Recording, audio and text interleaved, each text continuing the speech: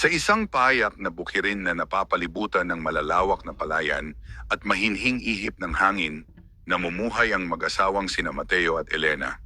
Hindi man marangya ang kanilang tirahan, isang maliit na kubo na yari sa pawid at kawayan, ito'y puno naman ng init ng pagmamahalan at tahimik na pangarap. Si Mateo ay isang masipag na magsasaka. Mula pa sa pagsikat ng araw ay nasa bukid na siya, tangan ang araro at umaasang magiging sapat ang ani upang maitawid ang kanilang pang-araw-araw na pangangailangan. Si Elena naman ay isang mapagkalingang asawa, maalaga, matiyaga, at may pusong hindi marunong sumuko sa kabila ng hirap ng buhay.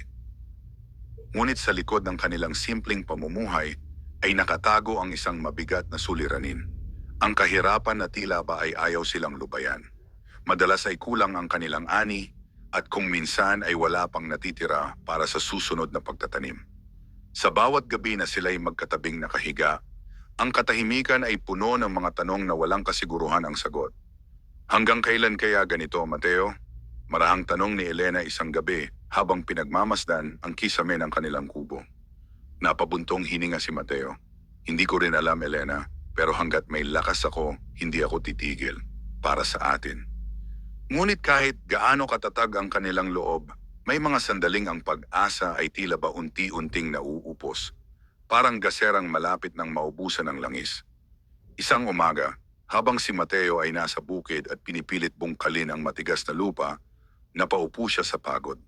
Pinunasan niya ang pawis sa kanyang noo at tumingin sa kalangitan.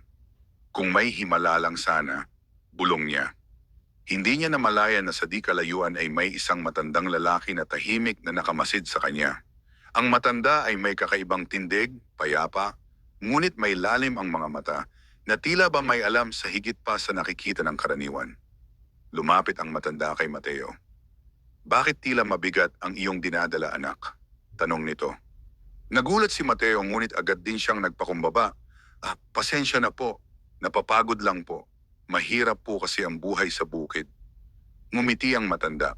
Kung bibigyan ka ng pagkakataon na magbago ang iyong kapalaran, tatanggapin mo ba? Napatingin si Mateo may halong pag-aalinlangan. Sino po ba ang hindi? Pero paano po iyon mangyayari? Hindi agad sumagot ang matanda. Sa halip, itinuro niya ang isang bahagi ng bukid kung saan may nakatali na isang payat at tila ba pinabayaan ng kalabaw. Alagaan mo siya, wika ng matanda. Hindi mo pa alam, pero may dala siyang higit pa sa lakas na nakikita mo. Napakunot ang noo ni Mateo. Kalabaw po? Parang mahina na po yan. Baka hindi na makakatulong sa bukid. Ngunit muling ngumiti ang matanda, isang ngiting may halong hiwaga. Hindi lahat ng mahalaga ay nakikita agad. Bago pa makapagtanong si Mateo, ang matanda ay unti-unting naglakad palayo hanggang sa tila ba naglaho sa hangin. Naiwang naguguluhan si Mateo, ngunit may kakaibang pakiramdam sa kanyang dibdib, isang halo ng pagdududa at pag-asa. Lumapit siya sa kalabaw. Ito'y payat, may bahagyang sugat sa tagiliran, at tila ba matagal nang hindi naaalagaan. Ngunit nang magtagpo ang kanilang mga mata, may kakaibang damdamin na dumaloy sa kanya. Parang may buhay ang hayop na higit sa karaniwan. Kung ikaw ang sagot, bulong niya, hindi kita pababayaan. Pag-uwi niya sa kubo, ikinuwento niya kay Elena ang nangyari. Isang matanda? Tanong ni Elena, at sinabi niyang aalagaan natin ang kalabaw? Tumango si Mateo. Alam kong parang kakaiba, pero pakiramdam ko, hindi ito basta pangkaraniwang pagkakataon. Tahimik na napaisip si Elena. Sa kabila ng kanyang pag-aalinlangan, nakita niya sa mga mata ni Mateo ang matagal na niyang hinahanap, isang sinag ng pag-asa. Kung iyan ang nararamdaman mo, marahan niyang tugon, susuportahan kita. At mula sa araw na iyon, nagsimula ang bagong yugto ng kanilang buhay. Pinangalanan nila ang kalabaw na bituin dahil sa kabila ng kadiliman ng kanilang sitwasyon, ito ang naging simbolo ng kanilang liwanag. Araw-araw nila itong inalagaan, pinakain ng maayos, nilinis ang mga sugat, at binigyan ng pansin na matagal na nitong hindi nararanasan. Unti-unting lumakas si bituin. Ngunit hindi lamang lakas ang kanilang napansin. May kakaiba sa kalabaw. Sa bawat pag-aararo tila ba mas gumagaan ang lupa. Ang dating matigas na bukirin ay unti-unting nagiging mas madali bungkalin. At sa bawat pagtatanim, ang mga binhi ay tila ba mas mabilis tumubo. Napapansin mo ba, Tandroni? Tanong ni Elena isang hapon. Tumango si Mateo, bakas ang pagtataka. Oo, parang nag-iiba ang lahat. Ngunit hindi pa nila lubos maunawaan ang nangyayari. Ang tanging alam nila, may nagbago.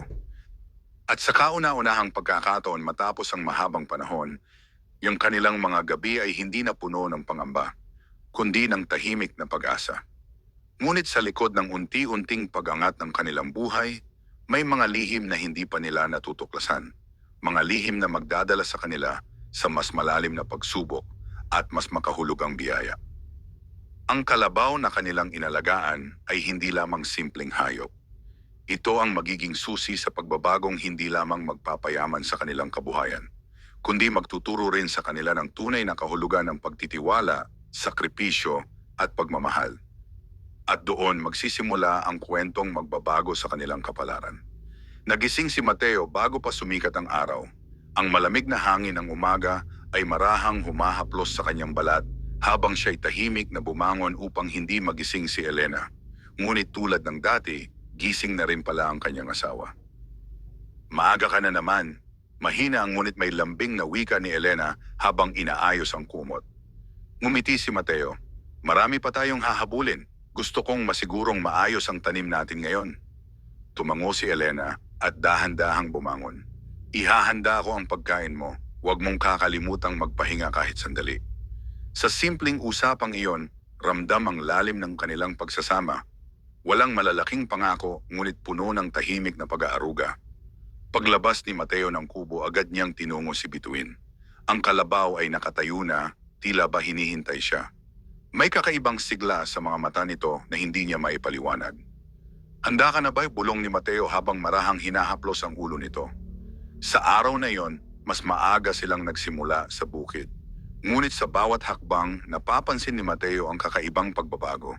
Ang lupa na dati matigas at mabigat bungkalin ay tila bakusang lumuluwag sa bawat hatak ni Bituin. Hindi na niya kailangang pilitin ang araro. Parang may sariling lakas ang kalabaw na lampas sa karaniwan. Habang lumilipas ang oras, napahinto si Mateo at tumingin sa kanyang paligid.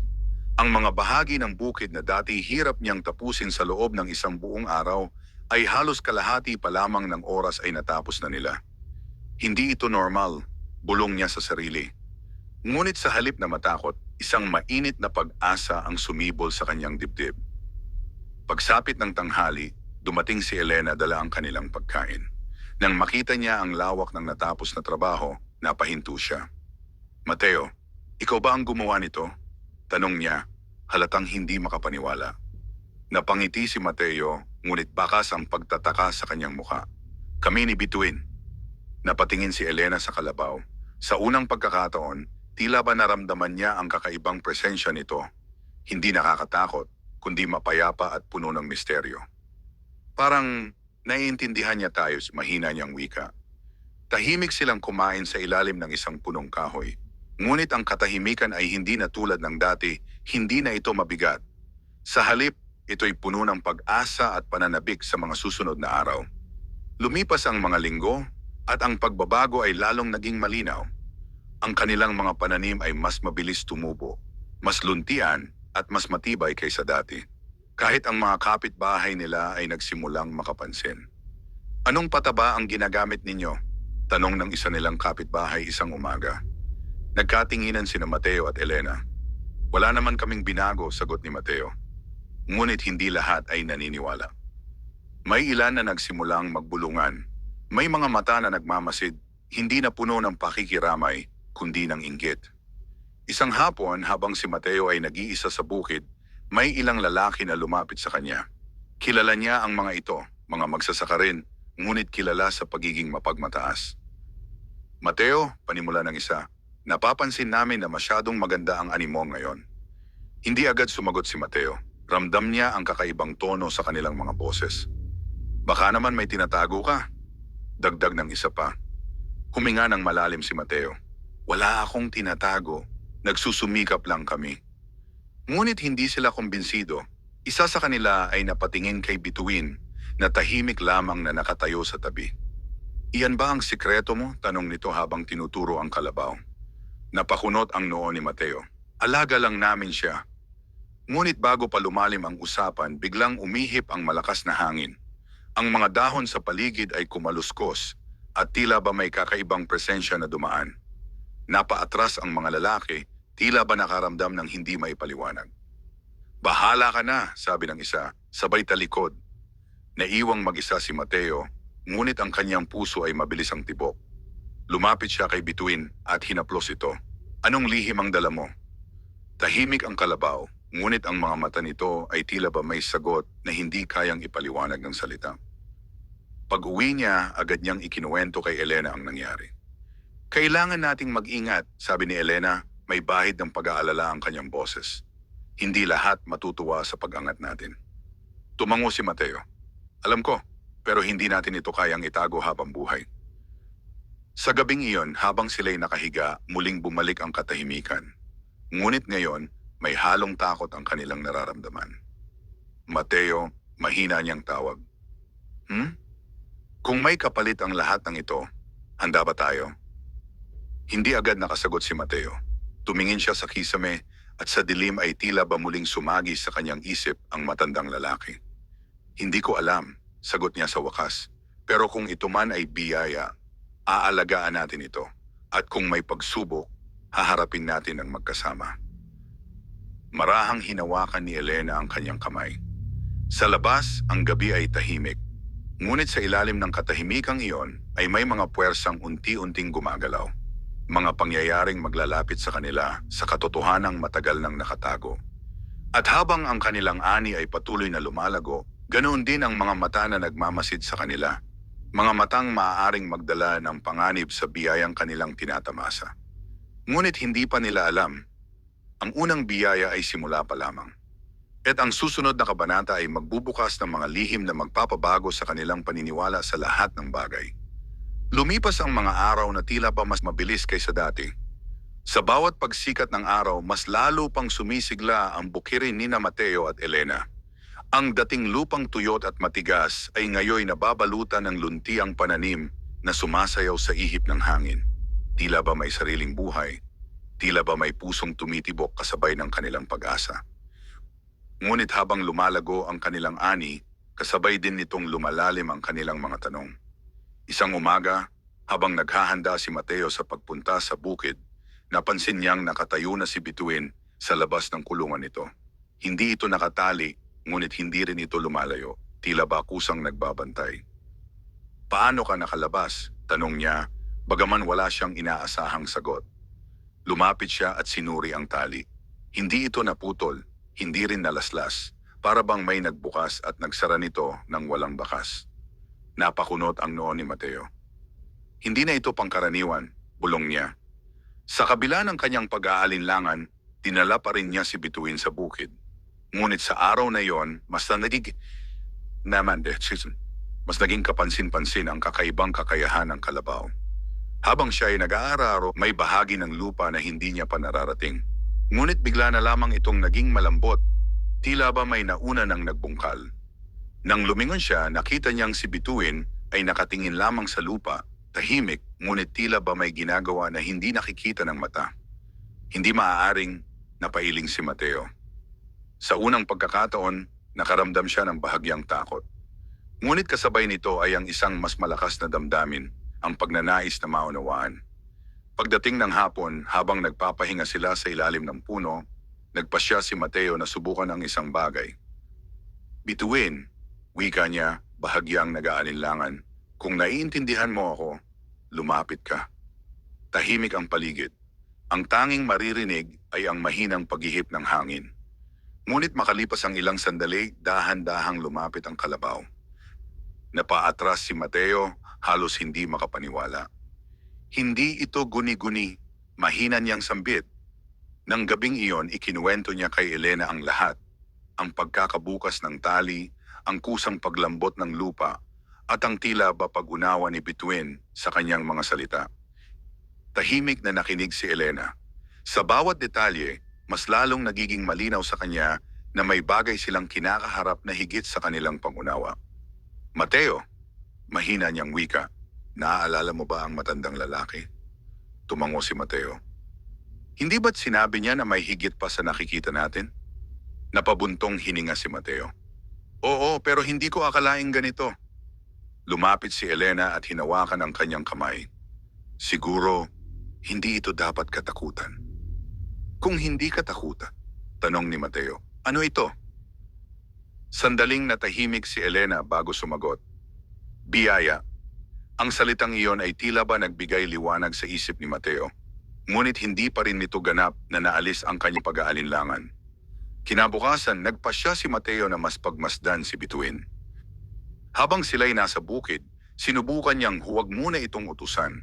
Sa halip, hinayaan niya itong kumilos ng kusa. At doon niya nakita ang hindi niya inaasahan. Si Bituin ay dahan-dahang gumalaw sa ibang bahagi ng bukid, isang lugar na hindi pa nila natataniman. Tumigil ito at bahagyang yumuko. Sa loob lamang ng ilang sandali, ang lupa sa paligid nito ay tila ba kusang nagbago, naging mas maayos, mas handa para sa pagtatanim. Napalunok si Mateo. Hindi lang siya malakas, bulong niya. May kapangyarihan siya. Ngunit habang pinagmamasdan niya ito, may isa pang bagay na kanyang napansin. Ang mga mata ni Bituin. Hindi na ito basta mata ng hayop. May lalim, may talino, at tila ba may damdaming hindi niya maipaliwanag. Parang may nais itong iparating. Sa mga sumunod na araw, mas naging maingat si Mateo. Hindi niya na ibinunyag sa iba ang mga kakaibang pangyayari. Ngunit hindi niya rin maiwasang mapansin ang pagdami ng mga matang nagmamasid. Isang gabi, habang sila'y naghahapunan, narinig nila ang mahinang kaluskos sa labas ng kubo. Napatingin si Mateo kay Elena. May tao, bulong niya. Dahan-dahan siyang tumayo at lumabas. Sa dilim, may aninong mabilis na kumilos at agad naglaho sa likod ng mga halaman. Ngunit sapat na iyon upang mag-iwan ng kaba sa kanyang dibdib. Pagbalik niya sa loob, nakita niyang namumutla si Elena. Hindi na tayo ligtas, mahina niyang sabi. Umupo si Mateo sa tabi niya, hindi ko hahayaang may mangyari sa atin. Ngunit kahit matapang ang kanyang mga salita, alam niyang may panganib na papalapit. Sa labas, si Bituin ay nakatayo, tahimik, alerto, at tila ba handang ipagtanggol ang kanyang mga amo. Sa gabing iyon, hindi agad nakatulog si Mateo. Ang kanyang isipan ay puno ng tanong. Sino ang matandang lalaki? Ano ang tunay na kalikasan ni Bituin? And bakit sa kanila napunta ang ganitong uri ng biyaya? Ngunit sa kabila ng lahat ng iyon, may isang bagay siyang sigurado. Ang kanilang buhay ay hindi na kailanman magiging tulad ng dati. At ang lihim na unti-unti nilang natutuklasan ay maaaring maging susi sa kanilang pag-angat o sa kanilang pagbagsak. Mula ng gabing may narinig silang kaluskos sa labas ng kanilang kubo, tila ba nagbago ang ihip ng hangin sa paligid ni Mateo at Elena. Ang dating payapang bukirin ay napalitan ng tahimik na pangamba. Isang pakiramdam na hindi maipaliwanag, ngunit patuloy na kumakapit sa kanilang dibdib. Maagang nagising si Elena kinabukasan. Hindi dahil sa sigla, kundi dahil sa kaba. Dahan-dahan siyang bumangon at sumilip sa bintana. Ang paligid ay tila normal, ang hamog ay nakapatong sa mga dahon, at ang araw ay unti-unting sumisilip sa abot tanaw. Ngunit sa kabila ng lahat ng iyon, ramdam niyang may mali. Lumabas siya ng kubo at agad na patingin kay Bituin. Ang kalabaw ay nakatayo, nakaharap sa direksyon ng bukid, at tila ba may binabantayan. Hindi ito kumikilos, ngunit ang tindig nito ay kakaiba. Parang isang bantay na handang sumalakay kung kinakailangan. May nararamdaman ka rin, ano? Mahina niyang bulong. Ilang sandali pa lumabas na rin si Mateo. Hindi ka pa nagpapahinga? Tanong niya halatang napansin ang pag-aalala sa mukha ni Elena. Umiling si Elena.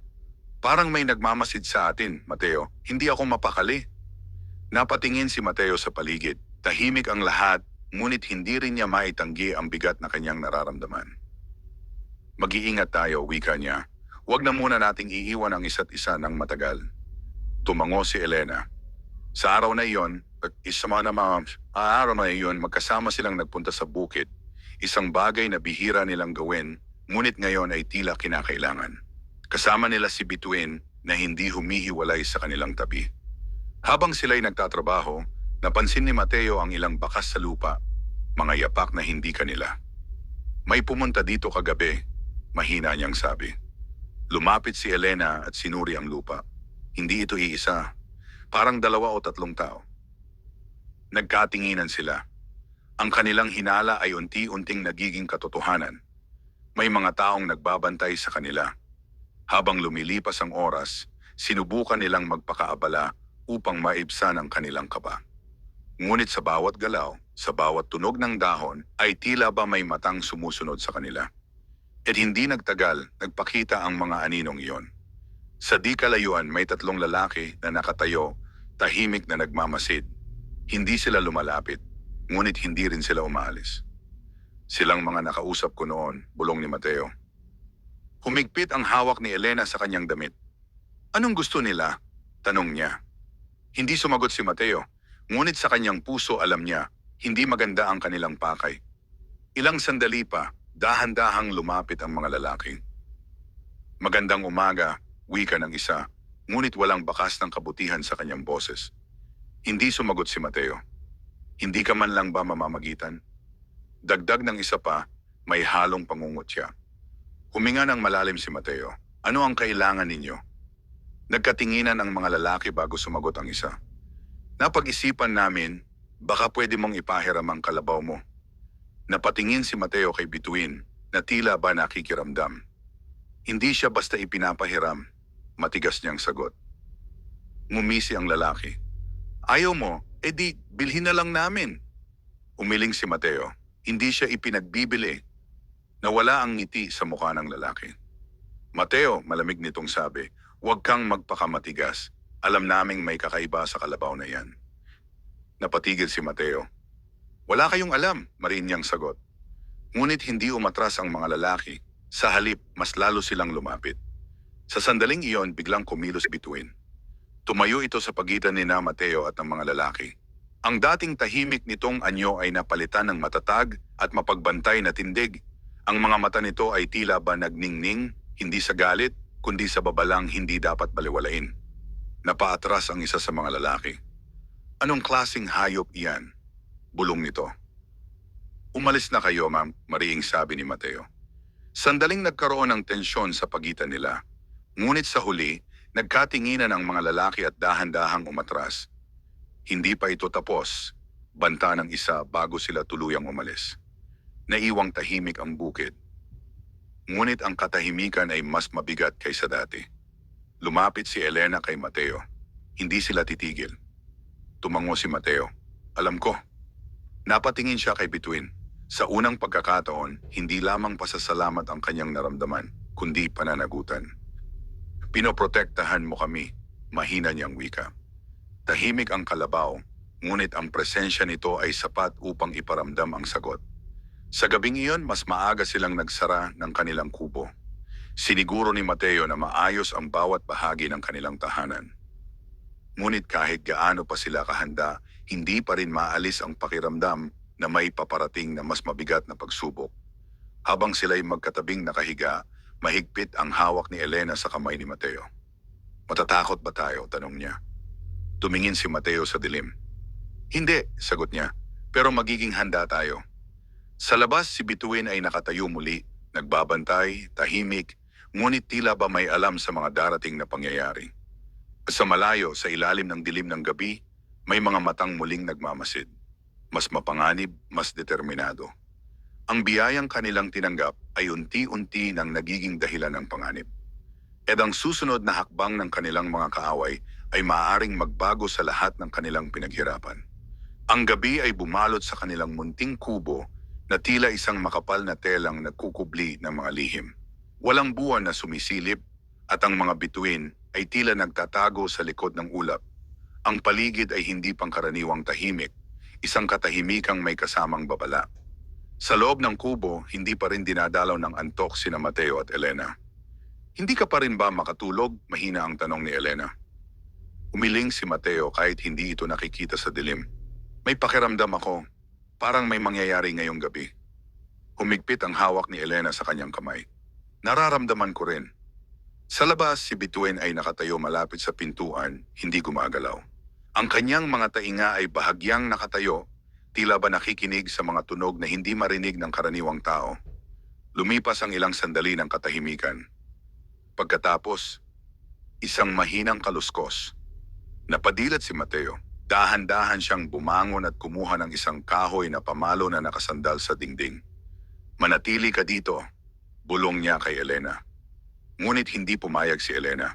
Hindi kita iwan. Bago pa siya makapigil, sabay silang lumabas ng kubo. Ang malamig na hangin ng gabi ay tumama sa kanilang balat.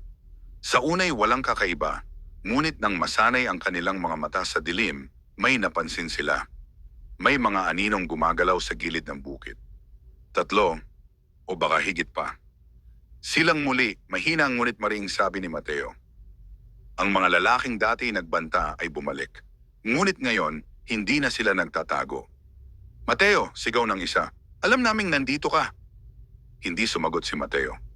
Hindi na kami makikiusap ngayon. Dagdag ng isa pa. Kukunin namin ang kalabaw, gusto mo man o hindi. Nanlamig ang dugo ni Elena. Mateo, bulong niya nanginginig. Ngunit bago pa makagalaw ang mga lalaki, biglang kumilos si Bituin. Isang malakas na yabag ang bumasag sa katahimikan ng gabi. Tumayo ang kalabaw sa harap ni Mateo at Elena. Ang kanyang anyo ay tila mas malaki kaysa dati. Ang kanyang presensya ay hindi na lamang pangkaraniwan. Ito'y may dalang bigat na hindi maipaliwanag. Lumapit ang mga lalaki, ngunit halatang nag-aalinlangan. Hayop lang iyan. Sigaw ng isa, pilit tinatapang ang sarili.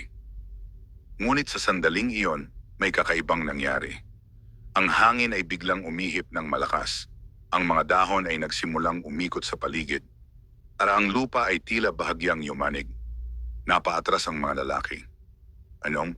Hindi na natuloy ang kanilang sasabihin. Ang mga mata ni Bituin ay nagningning.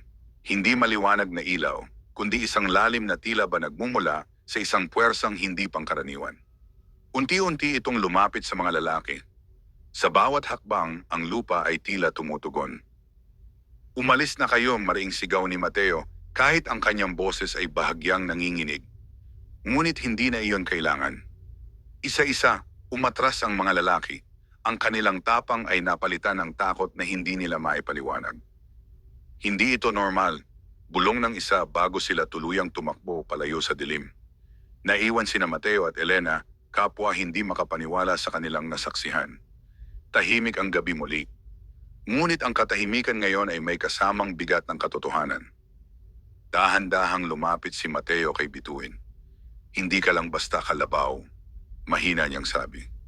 Tumingin sa kanya ang hayop at sa sandaling iyon, tila ba may naipasa itong mensahe na hindi kayang ipaliwanag ng salita. Pagbalik nila sa loob ng kubo, matagal bago sila nakapagsalita. Mateo, si Elena ang unang nagsalita. Ano na ang gagawin natin? Napahawak si Mateo sa kanyang noo. Hindi na ito simpleng biyaya. May kasama itong panganib. Pero hindi rin natin siya pwedeng pabayaan, agad na tugon ni Elena. Tumango si Mateo. Hindi natin siya iiwan. May sandaling katahimikan. Kung ano man ang pinagmulan niya, dagdag ni Mateo, may dahilan kung bakit siya napunta sa atin. Napatingin si Elena sa pintuan kung saan nakatayo si Bituin. Parang isang tahimik na tagapagtanggol.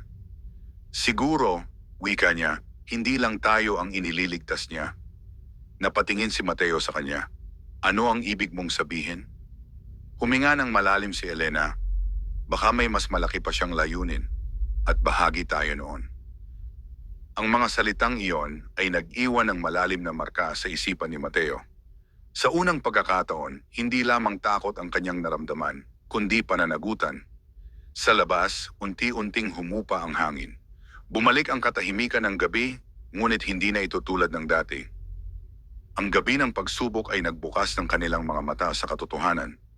Ang kanilang alagang kalabaw ay hindi lamang tagapaghatid ng swerte. Ito ay tagapagtanggol.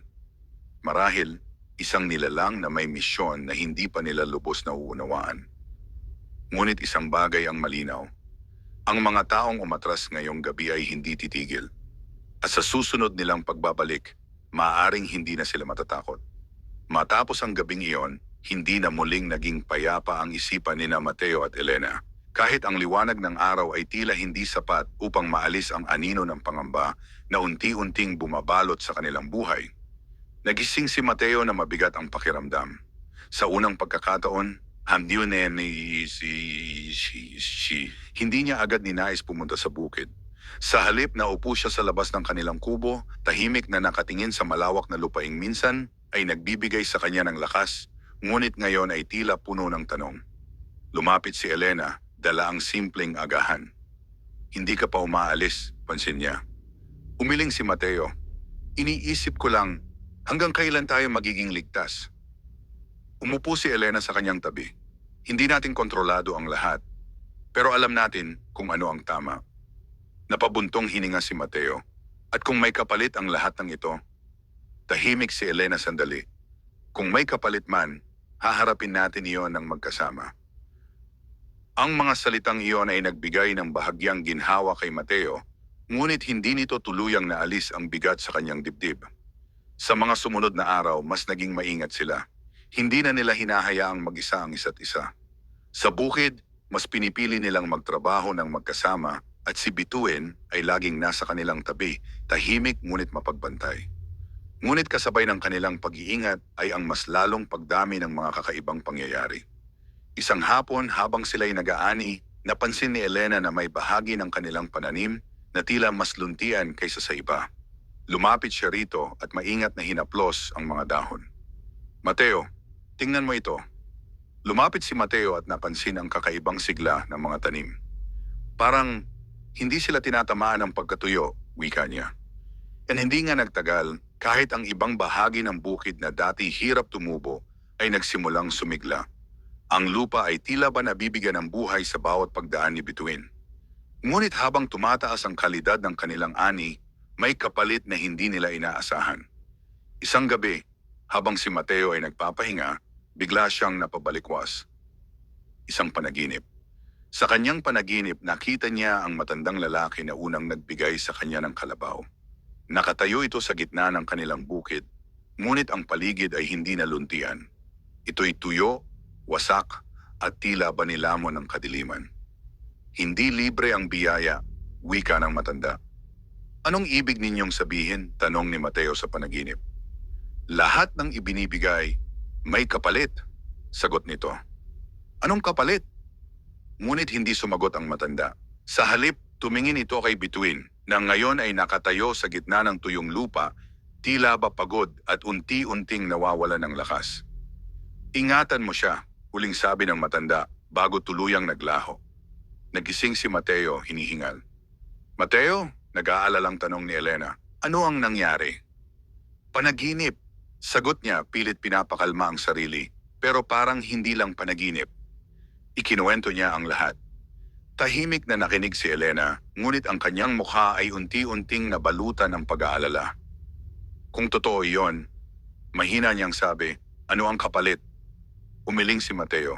Hindi ko alam, pero may isang bagay akong napansin. Ano iyon?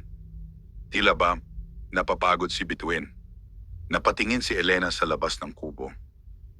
Lumabas sila at nakita ang kalabaw na nakahiga, isang bagay na bihira nitong gawin. Lumapit si Mateo at hinaplos ito. Pagod ka ba? Bulong niya. Hindi ito sumagot, ngunit ang kanyang paghinga ay bahagyang mabigat. Mateo, mahina ang boses ni Elena. Baka ang kapalit ay siya mismo. Parang tinamaan ang dibdib ni Mateo sa sinabi ng asawa. Hindi, agad niyang sagot. Hindi ko hahayaang mangyari iyon. Ngunit sa kanyang puso nagsimula ng umusbong ang takot. Sa mga sumunod na araw, mas lalo nilang pinangalagaan si Bituin. Mas maingat sila sa paggamit dito sa bukid at sinigurong sapat ang pahinga at pagkain nito. Ngunit kahit anong gawin nila, may mga sandaling tila ba humihina ito, lalo na tuwing mas lumalago ang kanilang ani. Isang umaga, habang si Mateo ay nag-iisa kasama si Bituin, napaupo siya sa tabi nito. Kung ikaw ang kapalit ng lahat, mahina niyang sabi, hindi ko kayang tanggapin iyon. Tahimik ang paligid. Ngunit sa sandaling iyon, bahagyang gumalaw si Bituin at tumingin sa kanya. Ang mga mata nito ay puno ng lalim, hindi lamang pag-unawa, kundi tila ba pagtanggap. Parang sinasabi nitong handa itong magsakripisyo. Napailing si Mateo, halos hindi mapigilan ang emosyon. Hindi, mariin niyang bulong, hindi kita hahayaan. Sa malayo si Elena ay nakamasid sa kanila. At sa kanyang puso alam niyang ang kanilang pinagdaraanan ay hindi lamang pagsubok ng lakas, kundi pagsubok ng pagmamahal, sakripisyo. Ang biyayang kanilang tinanggap ay hindi basta regalo. Ito ay isang pananagutan. At sa bawat araw na lumilipas, papalapit sila sa sandaling kailangan nilang pumili. Ipagpapatuloy ba nila ang biyaya kahit may kapalit? O pipiliin nilang isuko ang lahat upang iligtas ang nilalang na nagbigay sa kanila ng pag-asa? Dumating ang umaga na tila mas mabigat kaysa karaniwan. Hindi dahil sa pagod ng katawan, kundi dahil sa bigat ng desisyong unti-unting humuhubog sa isipan ni Mateo at Elena. Tahimik ang kanilang kubo. Walang karaniwang usapan, walang banayad na halakakan. Tanging ang mahinang kaluskos ng hangin at ang marahang paghinga ni bituin sa labas ang maririnig. Umupo si Mateo sa may pintuan, nakatingin sa malawak nilang bukirin. Ang dating tanawin na nagbibigay sa kanya ng pag-asa ay ngayoy tila may halong pangamba. Lumapit si Elena at tahimik na umupo sa kanyang tabi. Hindi ka pa rin mapalagay, wika niya. Umiling si Mateo. Paano ako magiging panatag kung alam kong may kapalit ang lahat ng ito? Sandaling natahimik si Elena bago nagsalita. Kung kailangan nating pumili, ano ang pipiliin mo? Napapikit si Mateo. Ang tanong ay matagal nang nasa kanyang isipan, ngunit ngayon lamang niya ito kailangang harapin ng direkta. Kung ako lang, marahan niyang sabi, pipiliin kong manatili ang biyaya para sa atin, para sa kinabukasan. Napatingin si Elena sa kanya, walang galit, kundi pag-unawa. Pero, dagdag ni Mateo, kung kapalit nito ang buhay ni Bituin, hindi ko kaya. Sa mga salitang iyon, tila ba may nabawas sa bigat ng kanyang dibdib, ngunit hindi ito tuluyang nawala. Tumango si Elena, iyon din ang nararamdaman ko. Pareho silang natahimik.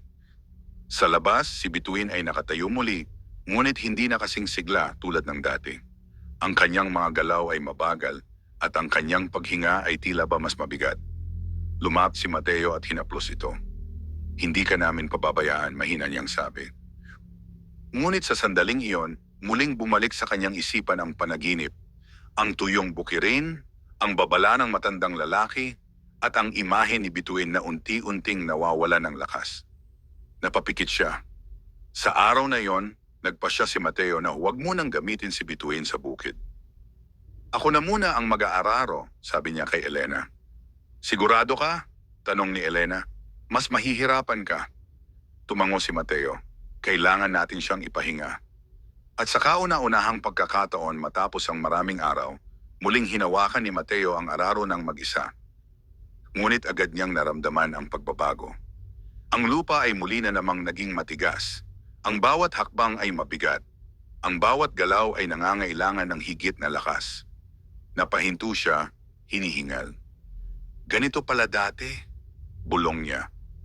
Hindi niya namalayang unti-unti na siyang nasanay sa tulong ni Bituin. At ngayon muli niyang nararanasan ang hirap na matagal na niyang iniwan. Sa kabila nito, ipinagpatuloy niya ang trabaho. Sa bawat pawis na tumutulo, sa bawat pagod na sumisikip sa kanyang dibdib, mas lalo niyang nauunawaan ang halaga ng kanilang tinanggap at ang posibleng kapalit nito. Habang siya ay nagpapahinga, napatingin siya kay Bituin na nasa lilim ng puno. Tahimik lamang itong nakatingin sa kanya. Parang may gustong sabihin. Parang may nais ipaalala. Hindi ko kayang piliin ang sarili ko kapalit mo, wika ni Mateo, halos pabulong. Sa malayo si Elena ay nagmamasid. Nakikita niya ang bawat galaw ni Mateo. Ang hirap, ang pagod, at ang tahimik na pakikipaglaban sa sariling damdamin. Lumapit siya at inabutan ito ng tubig. Huwag mong pabayaan ang sarili mo, sabi niya. Uminom si Mateo at napabuntong hininga. Kung ganito ang kapalit ng hindi paggamit sa kanya, kakayanin ba natin? Hindi agad sumagot si Elena. Sa halip, tumingin siya sa bukirin. Hindi magiging madali, sagot niya sa wakas. Pero kung ito ang tama, kakayanin natin. Ang araw ay unti-unting lumubog at kasama nito ang pagod ng mag-asawa. Ngunit kahit pagod ang kanilang katawan, ang kanilang isipan ay nananatiling gising. Sa gabing iyon, muling nagkaroon ng tahimik na usapan. Mateo, mahina ang boses ni Elena. Kung dumating ang araw na kailangan nating isuko ang lahat, handa ka ba? Matagal bago sumagot si Mateo. Hindi ko alam kung handa ako, sagot niya. Pero kung iyon ang magliligtas sa kanya, gagawin ko. Hinawakan ni Elena ang kanyang kamay. Hindi tayo nag-iisa, wika niya. Ano man ang mangyari, magkasama tayo. Sa labas, si Bituin ay nakahiga, ngunit ang kanyang mga mata ay bukas. Tila ba naririnig niya ang bawat salita? Tila ba nauunawaan niya ang bawat damdamin? At sa ilalim ng tahimik na gabi, isang hindi nakikitang desisyon ang unti-unting nabubuo. Isang pagpili na hindi lamang magpapasya sa kanilang kinabukasan, kundi magtatakda rin sa tunay na halaga ng kanilang puso. Ang mga sumunod na araw ay naging mas mabagal, mas mabigat, at mas tahimik. Sa bawat paggising ni na Mateo at Elena, dala nila ang parehong pasya. Huwag munang gamitin si Bituin kahit gaano pa kahirap ang kapalit nito sa kanilang kabuhayan. Ang dating masiglang bukirin ay tila muling bumalik sa dati nitong anyo. Ang lupa ay matigas, ang pagtatanim ay mabagal. Ang pag-aani ay hindi na kasing sagana, ngunit sa kabila nito, pinili nilang magtiis. Isang umaga, habang si Mateo ay nag-aararo ng mag-isa, halos manghina siya sa gitna ng bukid. Ang kanyang mga kamay ay may paltos, ang kanyang likod ay nananakit, at ang kanyang paghinga ay mabigat. Napaupo siya sa lupa, hinihingal. Hindi ko na yata kaya, bulong niya. Ngunit sa sandaling iyon, may naalala siya, ang mga mata ni Bituin, ang tahimik nitong pagsama sa kanila, ang walang hinihinging kapalit sa bawat tulong na ibinigay nito. Dahan-dahan siyang tumayo. Kakayanin ko, mariin niyang sabi sa sarili. Sa kabilang banda, si Elena ay abala sa pag-aalaga kay Bituin. Pinupunasan niya ang katawan nito, pinapakain ng maayos, at sinisigurong komportable ito sa lilim. Ngunit habang ginagawa niya iyon, napansin niyang may kakaibang lungkot sa mga mata ng kalabaw. Parang may kulang. Parang may nais itong gawin na hindi nito magawa. Gusto mo bang tumulong? Mahina niyang tanong, bagaman alam niyang walang sagot na darating. Ngunit sa halip na manatiling tahimik, bahagyang gumalaw si Bituin. Tumayo ito at tumingin sa direksyon ng bukid kung saan naroon si Mateo. Parang may hinahanap. Parang may tungkulin. Napabuntong hininga si Elena. Alam ko, bulong niya, pero kailangan ka naming protektahan. Sa mga sumunod na araw, lalo pang naging malinaw ang pagbabago. Habang pinipigilan nilang gamitin si Bituin, mas lalong bumabagal ang kanilang ani. May mga bahagi ng bukid na hindi nila natapos, at may mga pananim na hindi na nila naalagaan ng maayos. Isang hapon habang sila'y nakaupo sa harap ng kubo, tahimik silang nagbibilang ng kanilang natitirang pagkain. Kung ganito ang magpapatuloy, mahina ang boses ni Mateo, baka hindi tayo umabot sa susunod na anihan. Hindi sumagot si Elena. Alam niyang totoo yon. Ngunit mas mabigat ang katotohanang kinatatakutan nila. Mas pipiliin ko pa iyon, sagot niya sa wakas, kaysa mawala siya. Napatingin si Mateo kay Bituin na tahimik na nakahiga sa tabi nila. Hindi ko akalaing darating tayo sa puntong ganito, wika niya. Na kailangan nating pumili? Tanong ni Elena. Tumango si Mateo. Siguro, ito ang tunay na pagsubok, dagdag ni Elena. Hindi kung paano tayo umasenso, kundi kung ano ang handa nating isakripisyo. Ang mga salitang iyon ay tumimo sa puso ni Mateo. Sa gabing iyon, muling nagising si Mateo sa kalagitnaan ng gabi. Ngunit hindi dahil sa panaginip. May narinig siyang tunog sa labas. Agad siyang bumangon at sumilip sa bintana. At doon niya nakita si Bituin. Nakatayo ito sa gitna ng kanilang bukid. Mag-isa. Hindi niya ito inilabas.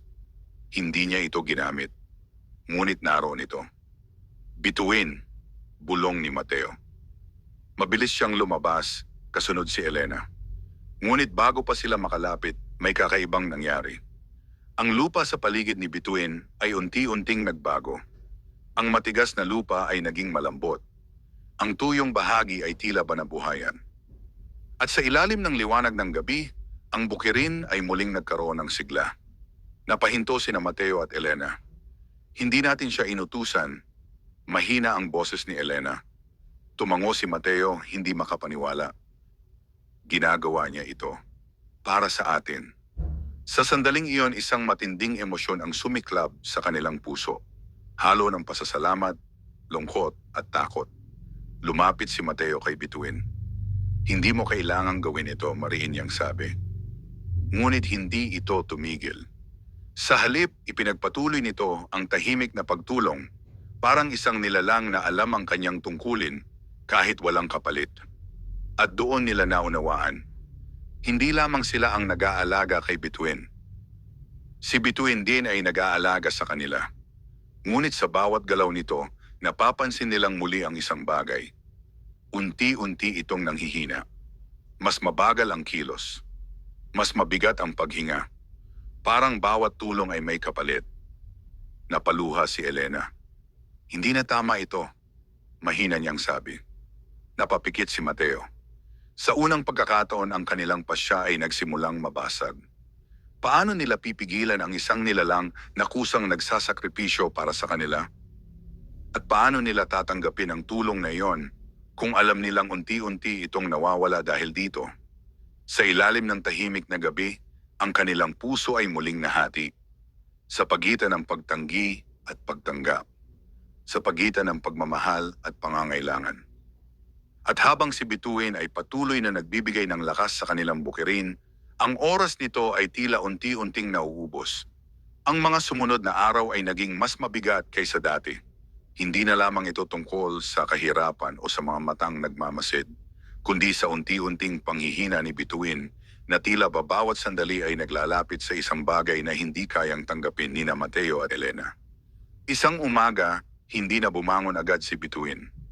Nakatihaya ito sa lilim ng puno, ang paghinga ay mabagal at mabigat. Ang dati nitong matatag na katawan ay tila nanghihina at ang kanyang mga mata na minsang puno ng sigla ay ngayoy may bahid ng pagod at katahimikan. Mateo! Nanginginig ang boses ni Elena. Mabilis na lumapit si Mateo at lumuhod sa tabi ng kalabaw. Bituin! Mahina niyang tawag. Walang tugon, ngunit bahagyang gumalaw ang ulo nito, sapat upang iparamdam na naririnig siya. Napahawak si Mateo sa kanyang dibdib. Hindi pa ito ang katapusan, bulong niya. Sa buong araw na iyon, hindi na nila iniwan si Bituin. Pinakain nila ito, pinainom at pinilit na alagaan sa abot ng kanilang makakaya. Ngunit sa bawat oras na lumilipas, mas lalong nagiging malinaw ang katotohanan. May hangganan ang lakas nito. Sa hapon habang ang araw ay unti-unting lumulubog, may narinig silang yabag. Dahan-dahan silang napalingon. Sa di kalayuan, may isang matandang lalaki na papalapit. Nanlamig ang dugo ni Mateo. Siya, bulong niya. Ang parehong matanda na unang nagpakita sa kanya ang nagbigay ng kalabaw. Lumapit ito sa kanila, tahimik ngunit may dalang bigat sa bawat hakbang. Panahon na, wika nito. Napakunot ang noo ni Mateo. Ano ang ibig ninyong sabihin? Tumingin ang matanda kay Bituin na nakahiga sa lupa. Natupad na niya ang kanyang layunin. Napailing si Mateo. Hindi pa! Kailangan pa namin siya! Umiling ang matanda, banayad ngunit tiyak. Hindi siya ibinigay upang maging kasangkapan lamang. Wika nito. Ibinigay siya upang subukin ang inyong puso. Tahimik si Elena, ngunit ang kanyang mga mata ay puno ng luha. Kung gayon, bakit siya naghihirap? Tanong niya. Tumingin ang matanda sa kanya.